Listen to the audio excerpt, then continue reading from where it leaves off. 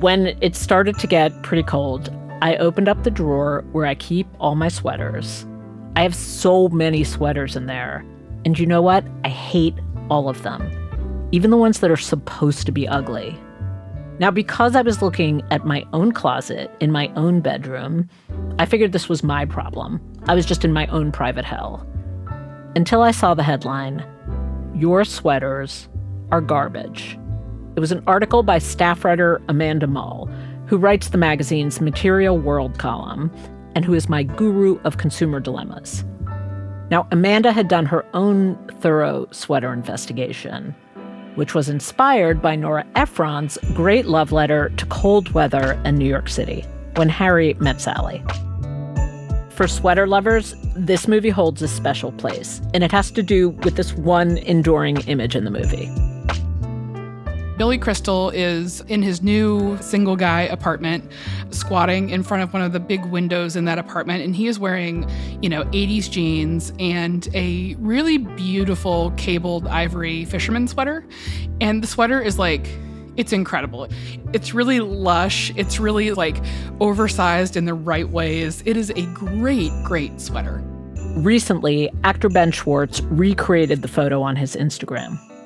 And he was wearing jeans and in front of a window and, ivory cabled fisherman sweater. But it was just the sweater didn't have the juice. I'm Hanna Rosen, and this is Radio Atlantic. A comedian named Ellery Smith retweeted those two sweater pictures side by side, the one of Billy Crystal and the one of Ben Schwartz, writing, quote, "The quality of sweaters has declined so greatly in the last 20 years that I think it genuinely necessitates a national conversation." I 100% agree. And the only person I want to have that conversation with is Amanda Mull, because she'll be able to explain why a sweater is not just a sweater. It's a window into so many of the problems of our modern consumer culture. So here we go. Did you yourself go through a prolonged period of sweater disappointment? I moved to New York in 2011. I'm from the South. I'm from Atlanta. So I didn't need any sweater buying skills for the first 25 years of my life. Yeah. I had thought about this not a single time because, you put on a hoodie and you keep it moving where I'm from. But suddenly I needed to figure out how to buy a whole new cold weather wardrobe. So I made a lot of mistakes, and I made a lot of sweater mistakes because I figured, just go to any of the retailers where I'm buying my other stuff and order some sweaters from them, and it'll be fine. It was not fine. I got a lot of very itchy, very plasticky sweaters. I got things that pilled up immediately that just looked terrible, looked really cheap. I felt like a baked potato wrapped in foil inside of them. I was steaming like a dumpling. I was unhappy. I was itchy. I looked like I was in this weird plastic material. I hated it. And I did this for years before I realized that it's the materials. I need to be looking at the fabric labels. I need to be looking at what these sweaters are actually made out of and probably spending some more money and spending some more time looking for better things. But yeah, I screwed up in that way for the better part of a decade, I would say. Okay, so we have sweaters of yore and sweaters now. Can you walk us through how these come into the world differently? When you look at Billy Crystal's sweater, you can make a few assumptions about what's going on with it. The first thing is it's almost certainly fully wool. What kind of wool, it's impossible for me to say, but there is an almost 100% chance that what you're looking at is a completely natural fiber sweater. And it's also double knit, which is why it looks so much heftier. At the time, sweaters were much more likely to be made of not just natural fibers, but of 100% wool. That is traditionally the material that sweaters have been made out of for, hundreds of years. A sweater like that would almost certainly be made in a wool-producing country. Mm-hmm. So it might have been made in the United States. It might have been made in Scotland, New Zealand, Ireland. One of the places in the world where a lot of sheep are raised, a lot of yarn is manufactured, and then sweaters are then made from that yarn. Because it was almost certainly sold in the United States, in the 1980s, there were some import controls on what could be brought into the U.S. and sold as far as textiles go, which means it was almost certainly made in a relatively wealthy country where garment workers are more likely to to have significant tenure on the job, real skills training, good wages, things like that. So it was probably made by someone who has a lot of experience making sweaters, by someone who has lots and lots of training, lots and lots of particular skills. So the yarn would be wool, and whoever created it would be someone with sweater skills. Right. Making this kind of knitwear is a very, very highly skilled task. It wouldn't just be a person overseeing the machine. It would be a person manipulating the machine to ensure that you get all of that really rich cabling and all of those details. It takes a lot of yarn to make a sweater that robust.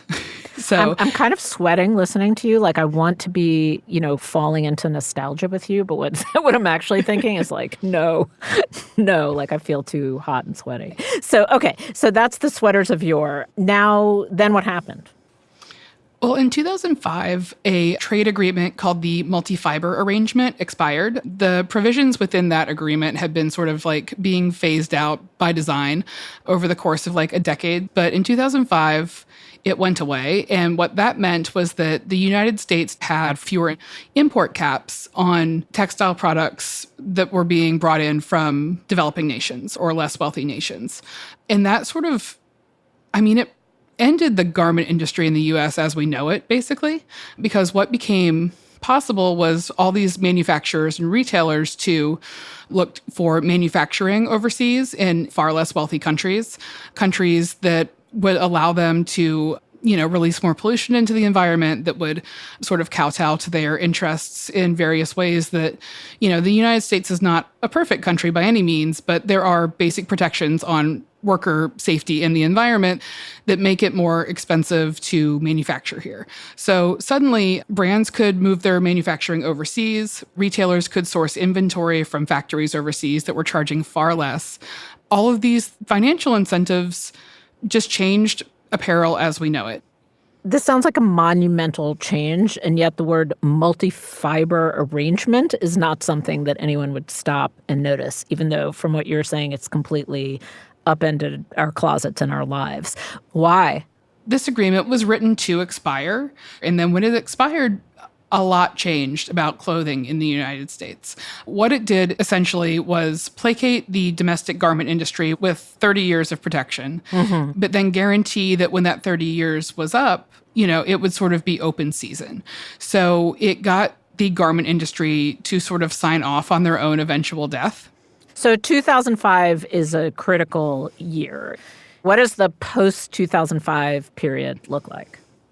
2005 was a watershed moment, but it wasn't as stark as it might have been if the protection provisions of the agreement hadn't been designed to be phased out. But in 2005, it's basically open season. That is the era where you get a lot of fast fashion retailers really expanding their presence in the United States. The first H&Ms start opening in the US. You get Forever 21 sort of flourishing. So you have this sort of moment when there's this big rush into this new type of industry that can flourish in the United States. And that rush is built on sort of terrible clothing. Well, now you say terrible clothing. Do you mean terribly made clothing with terrible fabrics? Because you could get a lot of trendy clothing cheaply. When fast fashion comes to the US, it brings with it its sort of internal financial logic. What that means is their goal is to sell as much clothing as possible, and they need to create the prices that allow them to do that. And being able to move manufacturing overseas means that they can vastly reduce their labor costs and also use much, much cheaper materials. So we started with sheep and wool. What do we switch to? In sweaters, what this means is you're getting a lot of what is essentially plastic. That will show up on fabric labels as polyester or polyamide or acrylic. That's what you'll usually find in sweater weaves. You also get what is basically rayon, and you're starting to see a lot more in sweater knits of viscose, which is a fiber derived from bamboo, but it's derived in a way that is really, really deleterious to the environment in most circumstances. And that fabric can be manufactured in other countries with poor environmental restrictions on industry. So you get a lot more of that material and a lot more plastic. It's funny. It's not that I didn't notice fast fashion. Of course, I have and have bought many a thing from its demonic jaws. But somehow the sweater existed in a different category. Like a sweater is such a significant thing. If I think sweater, I still think a Billy Crystal fisherman thick sweater, even though I have not worn one or owned one in many, many years. That is what a sweater is. We don't classify sweater as disposable. Right. And the basic designs of sweaters that you see have not changed much in the last, 40 years. You still see cable knits, you still see turtlenecks, you still see the sort of fine gauge knits more likely to be made from like an ultra soft wool, like a cashmere or something like that. So because they've visually changed less over time, I think that people don't go into buying one expecting it to be disposable because it's still something that has like the look and feel of a thing that should be able to be worn for 10 years. Right, right. What you're describing has been happening in a pretty rapid way for 20 years. Have we really not noticed that our sweaters were rapidly deteriorating for 20 years? Well, I think people have noticed it, but the consumer system is sort of like inherently individualistic, and people tend to approach problems that they encounter within the consumer system as something that they can sort of like MacGyver their way out of, or if they're just like better educated, or if they look harder, or if they find like the secret source for like the good stuff, that this is a problem that they can solve. We don't think about consumption and about clothing and about changes in materials as like this sort of like collective issue, but that's really what it is. So I think that because we are not trained to look for the sort of big hidden system behind why we have like the sweater options we have, it is hard for people to do that. And it's just hard to get the type of view on the system that you would need in order to understand what's happening. Like if you are sort of like a sicko like me, you do a lot of reading about this. You read academic stuff, you read books on the history of textiles. But this history is pretty well hidden. And the fashion industry goes to great lengths to purposefully hide this type of understanding of how its products are created and how that has changed over time. Because fashion marketing works best when you are just thinking about your own aesthetic and sensory experience of a garment. So there is like a real concerted effort on the part of the industry at large to encourage people not to put real thought into why suddenly the sweaters are like a little scratchier now. Yeah. Oh, that makes so much sense. I would also say that probably we let it happen because there's some ways that it's better, because laundry is easier. I can have a sense that I'm accessing a luxury item for cheaper, so that there are ways in which it's working for people. Absolutely. I think that the fashion industry does a great job of sort of like overall paying off consumers for not thinking about this stuff too hard. It is fun to have like a zillion options when you get dressed in the morning or when you are packing for a vacation or something like that. Having this type of variety and this type of choice is something that in the past was only available to wealthy people and to celebrities. And getting to sort of star in our everyday life with our own custom wardrobe is fun. Yeah. Like, putting on a cute outfit is fun. Buying a new outfit is fun. Like, I love clothing. I totally get why people buy all of this stuff and why it's just a little bit easier not to like look too hard at the man behind the curtain. There is like not a lot of upside to people in looking into exactly where any of this stuff comes from, or like why it is ill-fitting, or why the seams split so easily, or why there's so much of it and there used to not be nearly as much. There's not really a lot of like personal upside to looking into that except getting depressed. After the break, Amanda will teach us what to look for if we absolutely need a new sweater. Back in a moment.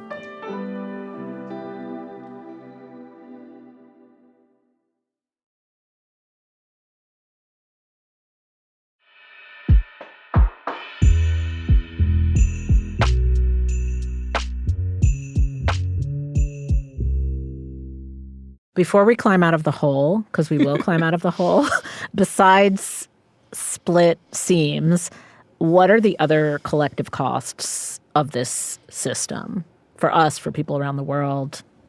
The things that the consumer system obscures are largely bad, especially when it comes to fast fashion. Garment workers overseas work in like generally terrible conditions. They work for very, very little money. A lot of them have very little control over their day-to-day lives. Some of them live in dorms that are, owned by their bosses. There's very little ability to sort of like live a happy, independent, secure life if you're a garment worker in most of the world.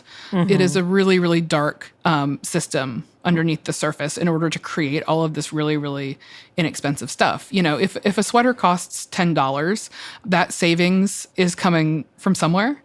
And it's probably coming from the people in the system with the least power and the least ability to like stand up for themselves. Right. And then you also get a significant environmental impact from all of this. A lot of the countries that host these types of manufacturing outfits have fewer environmental protections. So there is a ton of pollution that happens and a ton of human rights abuses that happen on the front end when things are being manufactured. And then you just end up at the other end of that manufacturing process with a lot of physical waste. In order for fast fashion to work, companies have to manufacture far more than they can reasonably sell to people. So you end up with a lot of excess clothing that gets dumped usually in poor countries. There are, in particular, real problems with clothing waste being shipped to Ghana and Chile and then just dumped in these sort of like vast piles of waste. And the stuff we're talking about here is stuff that was never sold. It was never used. It is pure front to back waste. That accounts for a lot of the textile waste in the world. But then also fabric recycling is really, really difficult. And a lot of things ultimately just cannot be recycled or it's not cost effective to recycle them. So because people's buying habits are sort of decoupled from any like actual need or want, people buy stuff that then doesn't get worn or that gets worn once and then it ends up being donated and a huge proportion of that ends up just being wasted. It cannot be recycled. So you've got more stuff for the great clothing waste piles in these poorer countries that are just essentially a dumping ground for us. So you've got plastics in waterways, you've got hazardous chemicals in waterways that are coming out of these garments that are just wasted. So there's a lot of waste and a lot of human suffering that comes out of this. I'm utterly paralyzed. I'm never going to buy anything again.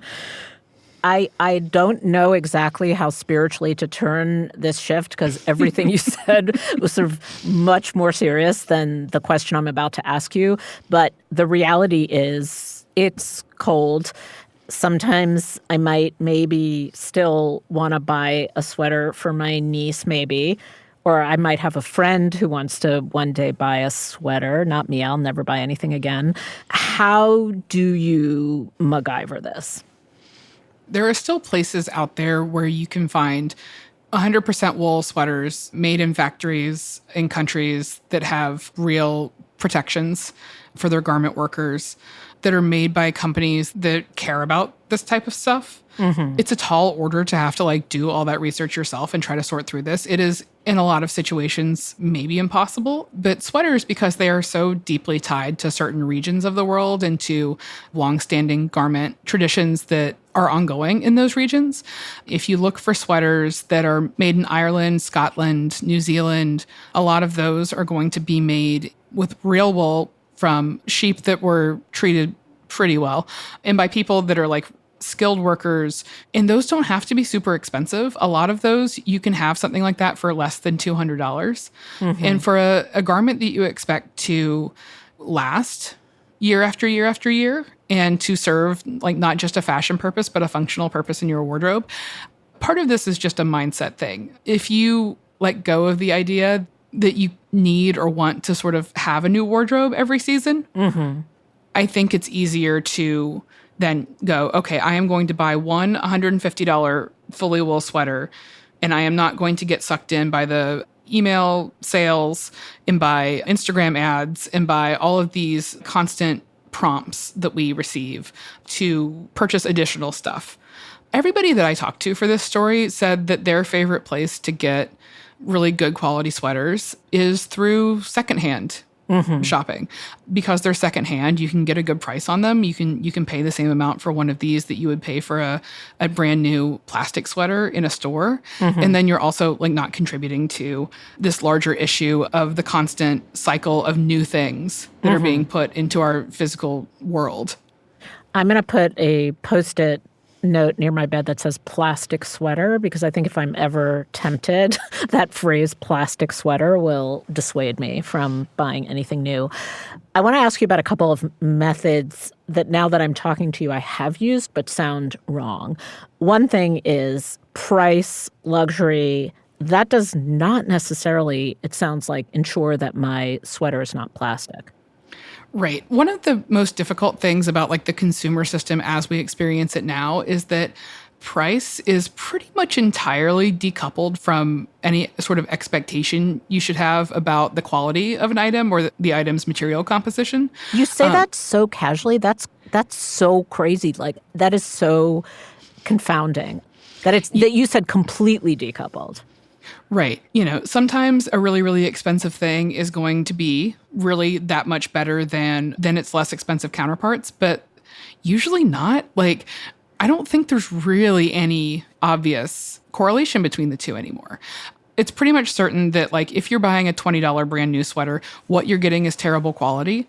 But there's not any guarantee that if you've spent $3,000 on a sweater that it's going to be, like, markedly better. Because the sort of logic of fast fashion has infiltrated a lot of parts of the fashion industry. People expect clothing will look old trend-wise, if not like wear-wise, as far as like quality goes, in 6 months. They expect to move on.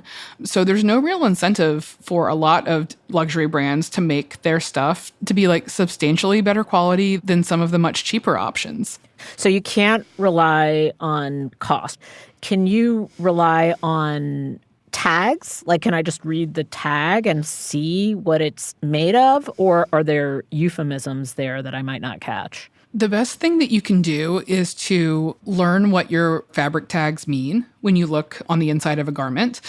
Wool means wool. Cotton means cotton. Linen means linen. Polyamide, polyester, acrylic, those all mean plastic. Right. What about like Mongolian wool? Like I bought a sweater and it said 100% Mongolian wool. Is that just wool? Sometimes I'm afraid there's some euphemism that I never heard of and that's fake and there is no Mongolian sheep, just in pictures. It doesn't really exist.